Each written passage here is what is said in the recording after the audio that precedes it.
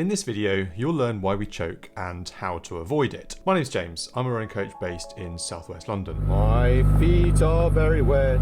Maybe you've been in a situation where you've been leading a race and all of a sudden the wheels came off and you lost. Or maybe you've been playing a game against somebody who you should be beating easily, but they push you hard and you end up on the losing end of the result. Or maybe you've experienced none of these at all, but you've seen your favourite sports person fall at the final hurdle when a win seems all but assured. There have been several occasions when teams that I have coached have choked in competition. It happened with my women's crew in 2019. They were clear of the field during their season-ending race, but all of a sudden, for no apparent reason whatsoever, it all fell to pieces and they ended up going home the loser.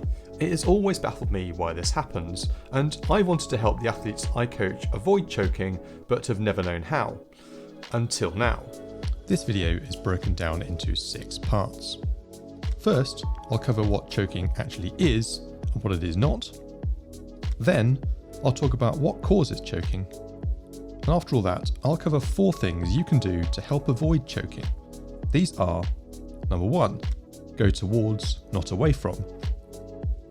Number 2, body language.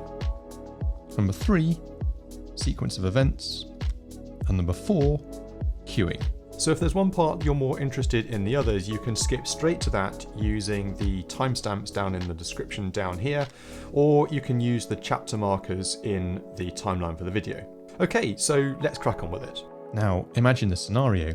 You've got to get some food supplies for the next few days, so you drive to the supermarket, but the only space you can find to park is one where there's a parking meter, and you've only got enough change to pay for a few minutes of parking.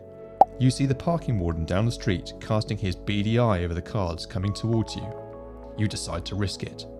You don't have a shopping list, but you need to buy the following items: eggs, milk, washing powder, bread, and coffee. Not too difficult then, but you've got to be as quick as you can to try to avoid a parking ticket. Are you ready? Go. So you probably managed to get everything you needed okay, but now imagine a second scenario. Same situation with the parking and needing to be quick to avoid a parking ticket, but this time you need the following: 18 eggs, 2 pints of semi-skimmed milk, non-biological washing powder, a large sliced seeded loaf of wholemeal bread, dark roast Guatemalan coffee, and just for good measure, 8 skinless, boneless chicken thighs, and 4 Braeburn apples. Remember, you don't have a shopping list and you need to be quick. Are you ready? Go. So do you think you are more likely to forget an item in the first scenario or the second scenario? I'd say the second. Why? Well, because there's simply so much information about the items you need to get on your shopping list. Information overload is not a good thing. It can result in paralysis by analysis. Take scenario 2 again. Would it be easier if you started with a list of 3 items, and then were given the next 3 by someone telling you what to collect over the supermarket tannoy? Likely, yes. Information is only useful if the most important information is focused on first, the information relevant to the task at hand. But if, like me, you would have forgotten an item in scenario 2, then congratulations, you have just choked in your performance of the supermarket sweep. Now, during my time as a rowing coach, I've seen plenty of athletes choke in competition when performing, and as I said, some of those have been my athletes. I used to think that choking was a cowardly act, but now I've learnt that it's actually an overload of information leading to a jam of their performance system. Think of it like this. Your body is like a computer desktop. On the desktop is one file for the thing you want to perform at. Let's say that's rowing. Opening that file shows you more files: posture, grip, timing, sequence, rhythm, catch, drive, oar, etc. Now, don't worry, this is not going to be a tutorial on how to row. When you're performing, thinking about how you're performing is like opening these folders in turn, each of which contains a mass of information for you to consume. Once you've opened one file to find out more about how you're performing, you might as well open them all, right, to find out if where you're going wrong is in there instead. Eventually, all the files are open and the computer is overloaded with information. It crashes and you get the blue screen of death. This is what choking is. I've seen this a million times. A rower starts to think about the process of performing when they're trying to perform their best, and they start to fiddle with the process to make sure it's the best it can be. And once they've done that, Not only are they thinking the thoughts that they would normally do in their process of performance, but additional thoughts come to them as they try to unpick and tinker with the process and try to correct it. It occurs particularly when a rower tries to go fast when racing someone else, whether in training or competition. They think as if there's something extra they need to do to go fast, other than exerting more effort. They end up not just dealing with the normal stuff they have in their mind when performing, but also the additional stuff as a result of the pressure they experience in the situation. They think as if there's something different they need to do from normal if they want to go fast. Now, choking happens when anxiety strikes in a certain situation, and the person experiencing that anxiety begins to unpick the process when it had, up until that point, been automatic. Anxiety is experienced in our day-to-day lives when there's a perception of a threat rather than an actual threat. And the reason why some people choke in certain situations and others don't is because anxiety strikes us based on individual perceptions, meaning one person's challenge to be met head-on is another person's threat and subsequent inability to perform. Anxiety is generally accepted to produce tension in the body along with emotional distress. At the core of anxiety brought on by performance anxiety is a fear of failure. Failure has become a powerful part of our language and conjures images of black and white results, win or lose. But in reality, performance is more of a continuum of shades of grey. Whatever happens when we perform, we get a result. As I said in a previous video, it's not possible to have a negative action. You're either acting or not acting. As Yoda said, "Do or do not.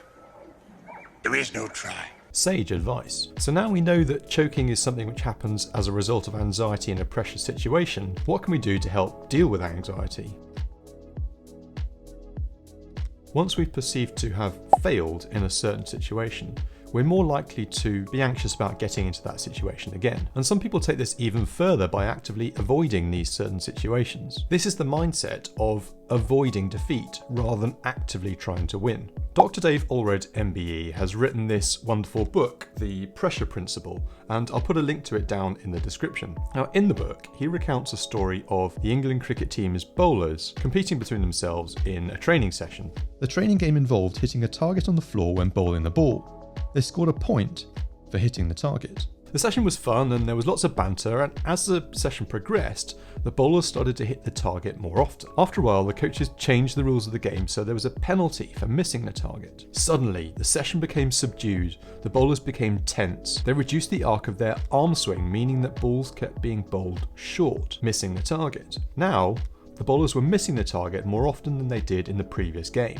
The difference between moving towards a target, trying to hit it, and moving away from a target, trying to avoid a miss, has a profound impact on the way we think. Working to avoid a miss, trying not to screw up, or trying to avoid being beaten puts the image of failure into your mind. So, you visualize a thing that you don't want, and your body makes it so. Now, I've made a previous video about this, and I'll put a link to it somewhere up here.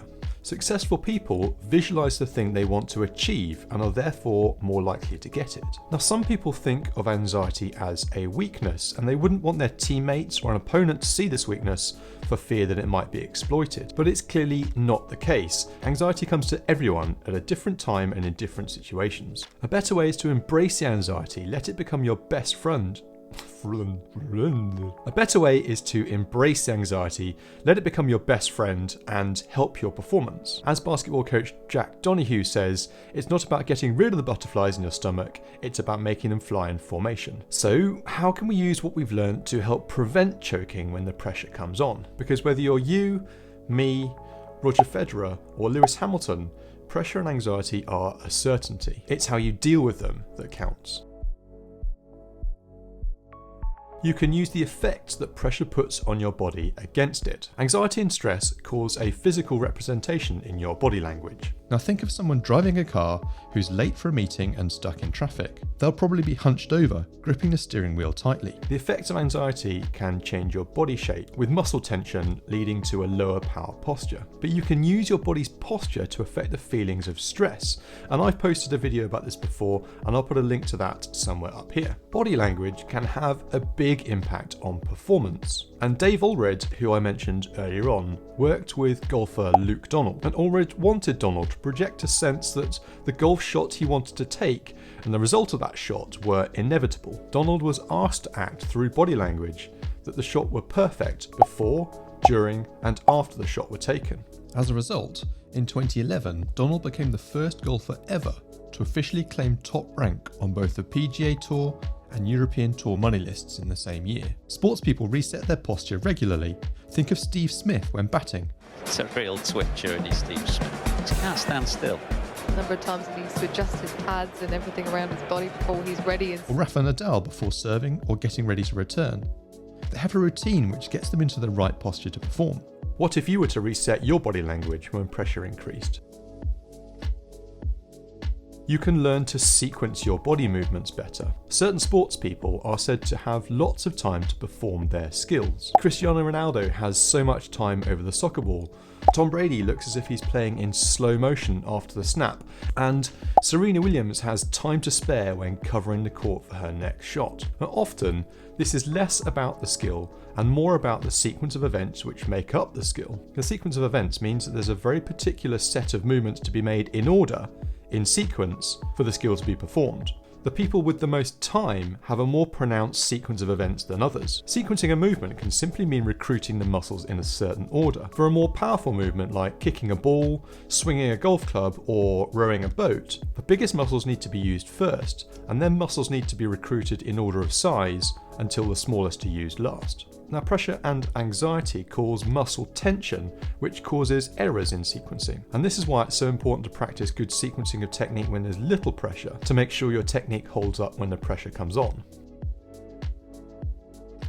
You should perform with your subconscious, not your conscious mind. When we practice a skill, after a while the neural pathways are formed in the primitive subconscious part of the brain, which works implicitly in patterns. The explicit thoughts about the process of performance from the less primitive parts of our brain are superfluous. Now, Timothy Gallwey, in his book The Inner Game of Tennis, describes two selves when playing the game. Self 1 is verbalizing the process of playing tennis, and Self 2 is the body controlling your movements. He says that Self 1 is a lousy boss when playing and often gets in the way of performance. So we need to focus on the feeling of performance, the implicit part, rather than the explicit information about performing. And the key is to find a simple cue for Self 1 to occupy itself while Self 1 gets on with the job of performing. Gallwey suggests bounce hit for tennis. And there's an absolutely astonishing video of Gallwey teaching someone to play tennis for the first time, and I'll put a link to that up here. It is well worth a watch. And you can think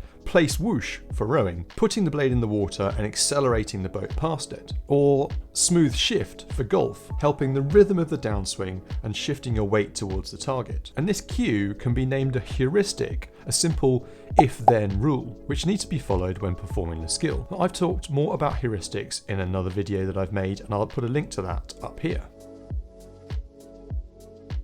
So, in summary, choking isn't a cowardly act and is simply an overload of information whilst performing, which leads to a system jam. The overload of information is brought on by performance anxiety from the situation you're in, which isn't going the way you want it to, so you feel threatened in some way. And you can avoid choking by employing these 4 things. Adopting a towards rather than away from mindset. Changing your body language to ease the muscle tightening effects of anxiety. Improve the sequence of events in your performance. This is really about improving your skills and technique in the thing you're performing at. I'll be posting a video about how you can do this better. If I've made it, I'll link it up at the top of the screen. And lastly, cueing the skill with a heuristic to occupy the conscious mind while letting your subconscious get on with the job of controlling your actions. Let me know in the comments if you have choked in your performance and tell me what measures you use to avoid it. Thanks so much for watching. I'll see you in the next video.